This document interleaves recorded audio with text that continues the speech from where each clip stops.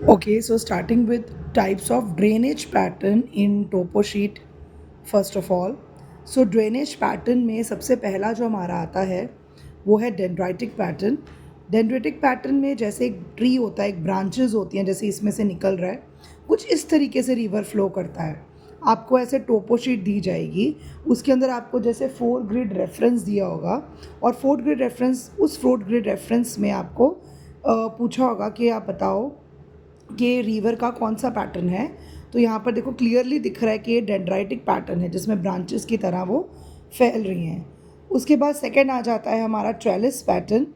और जहाँ पर alternate hard and soft rocks होती हैं तो वहाँ पर जो रिवर है वो राइट एंगल्स पे, देखो ऐसे perpendicular right angle, like parallel ऐसे जा रहे हैं, मतलब कहीं ना कहीं आपको लग रहा है ऐसा कि परपेंडिकुलर है, राइट एंगल्स पे मीट करते हैं, तो वो आपका ट्रेलिस पैटर्न है। मूविंग फर्दर, जो आपका नेक्स्ट है वो है radial pattern. Radial pattern basically ये है कि जैसे कि डोम या फिर वोल्केनिक कोन के आसपास बनता है, जिसके अंदर ऐसे लग रहा होता है जैसे कि रिवर फ्लोज आउटवर्ड, यानी बाहर की तरफ निकल रही हैं, मतलब एक पर्टिकुलर उसका सोर्स है और वहाँ से रिवर्स जो हैं वो बाहर की तरफ निकल रही हैं।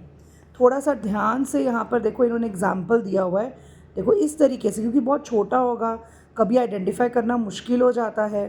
सो आपको बहुत ईजिली क्लियरली विजिबल हो रहा है। देखो ये डेंड्राइटिक पैटर्न है, यहाँ पर ये देखो रिवर जा रही है, इस तरीके से परपेंडिकुलर है, तो समझ आ जाएगा कि ट्रेलिस पैटर्न है।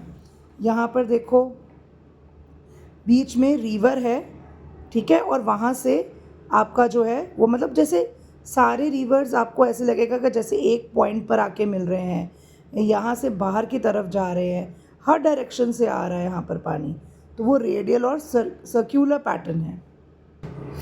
Moving ahead with type of settlements, ये भी ज़रूर आती हैं टाइप ऑफ सेटलमेंट्स आपको, जो आपकी टोपो शीट के क्वेश्चंस हैं।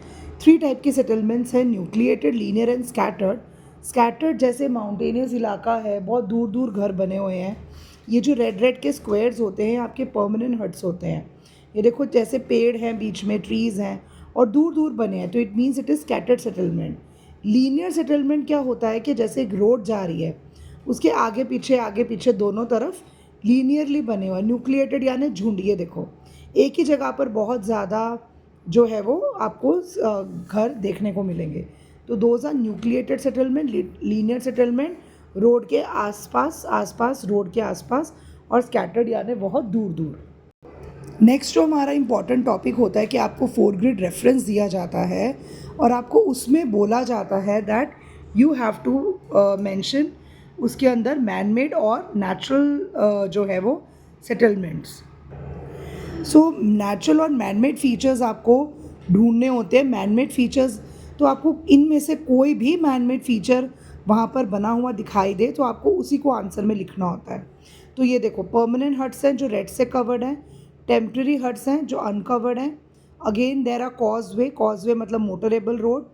कोई लाइम किल्न है, क्वारी जो है माइनिंग के लिए यूज़ होती है, तो मेटल रोड होएगी। ये सारे आप ऑलरेडी फीचर्स पढ़ चुके होंगे। आर्टिफिशियल रोड, आर्टिफिशियल लेक, यहाँ पर ये लाइंस बनी हुई है, इट शोज़ दैट एम्बैंकमेंट है।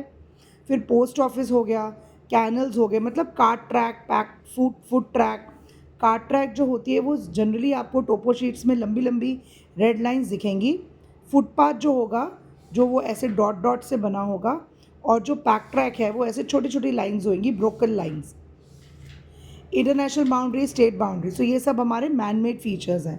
वहीं जो हमारे नेचुरल जो फीचर्स हैं वो होंगी स्ट्रीम, फिर ब्रोकन ग्राउंड। बहुत जगह टोपो शीट्स पे आपको हर जगह, जैसे ड्राई रिवर है उसके आसपास इस तरीके की वो बने होते हैं, तो वो ब्रोकन ग्राउंड, बहुत ध्यान से ब्रोकन ग्राउंड हमेशा ध्यान रखना। ब्राउन कलर के ऐसे डॉट्स डॉट्स बने हो, यानी वो एक डेजर्ट एरिया है, सैंड ड्यून्स है वहाँ पर। डिप्रेशंस है, ड्राई टैंक है, dry river, open scrub, mix जंगल, और कोई भी फॉल। जो ये 10 आर लिखा हुआ है ये आपकी रिलेटिव डेप्थ होती है, इसको भी अभी डिस्कस करेंगे।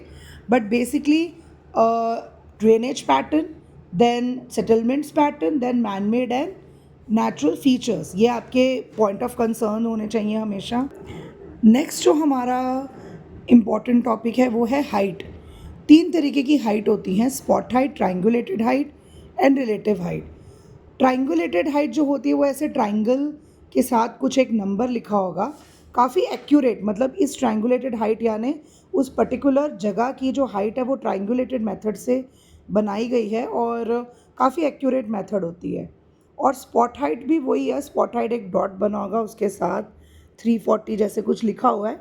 तो अबव सी लेवल, मतलब स्पॉट हाइट बेसिकली सी लेवल से अबव की होती है। और जो हमारी रिलेटिव हाइट है, रिलेटिव वर्ड का मतलब ये है कि उस जगह की, जैसे कि यहाँ पर रिवर है और इसकी जो डेप्थ है 3 आर लिखी हुई है, तो मतलब ये 3 मीटर डीप होगा। अगर कोई वेल है, वेल के साथ 10 आर लिखा हुआ है, तो उसका मतलब होगा कि इसकी जो वेल की डेप्थ है वो 10 आर, जैसे कि यहाँ पर आप देख सकते हो जो टैंक विद एम्बैंकमेंट है वहाँ लिखा हुआ है 4 आर, तो मतलब कि इसकी जो डेप्थ है वो 4 मीटर जो है वो डीप है। मतलब वो रिलेटिव का मतलब डीप, मतलब जैसे अगर हम कोई बिल्डिंग की बात कर लें और उसके आगे लिखा है तो बिल्डिंग की लंबाई की बात हो रही है, अगर वेल है तो उसकी डेप्थ की बात हो रही है। दैट इज़ तो ये 3 टाइप्स की हाइट आपको एक तो ध्यान में रखनी है। So let's discuss few more important conventional signs. सबसे पहले आपका जो है वो है पेरेनियल लाइंड वेल। तो पेरेनियल लाइंड वेल को कुछ इस तरीके से शो किया जाता है ग्राउंड पे, और ये एक पक्का वेल लाइंड वेल होता है, ब्रिक्स और सीमेंट के साथ बना हुआ, और ये ब्लू कलर से शो किया जाता है। जो हमारा अनलाइंड वेल है ये कच्चा वेल होता है, और अगर ये ब्लू कलर में हो तो मतलब वो उसके अंदर पानी है, अगर ब्लू कलर नहीं है मतलब वो सूखा हुआ है। फिर है ब्रैकिश। ब्रैकिश जहाँ पर भी टोपो शीट पे आपको दिख जाए तो समझ जाना कि वहाँ का पानी सॉल्टी है, would it is not fit for drinking और कल्टिवेशन एट ऑल। और वहाँ पर बहुत ज़्यादा ड्राइनेस है रीजन में, बहुत धूप है, हाई सॉल्ट कंटेंट है वाटर में।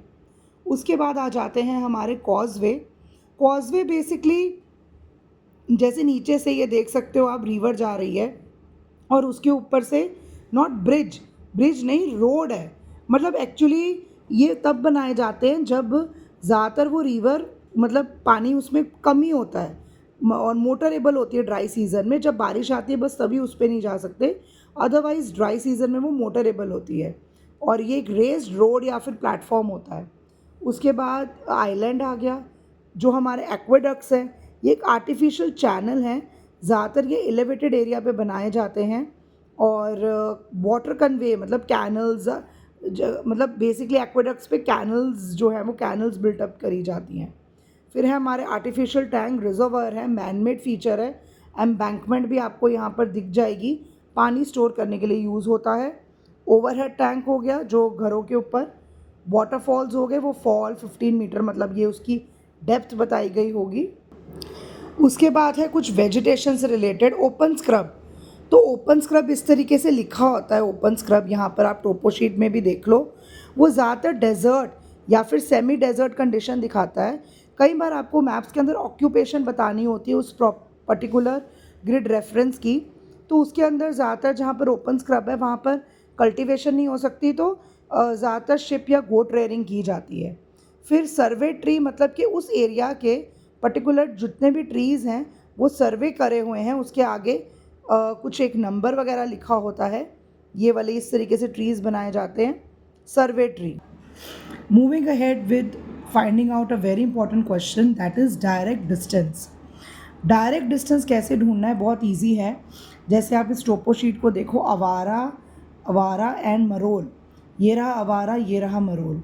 अवारा मरोल को डायरेक्टली स्केल रख के इसको मेजर कर लो, वॉट एवर सेंटीमीटर्स में आंसर आएगा उसको डिवाइड कर दो 2 से। वाई? बिकॉज हमारा जो रिप्रेजेंटेटिव फैक्टर होता है स्केल का वो होता है 1:50,000। उसको अगर आप सॉल्व करो तो आता है जो 1 सेंटीमीटर है वो 0.5 किलोमीटर है, यानी 2 सेंटीमीटर 1 किलोमीटर। तो जो भी आपका डायरेक्ट डिस्टेंस निकलता है सेंटीमीटर पे, अगर आप उसको 2 से डिवाइड कर दोगे यू विल गेट 1 किलोमीटर।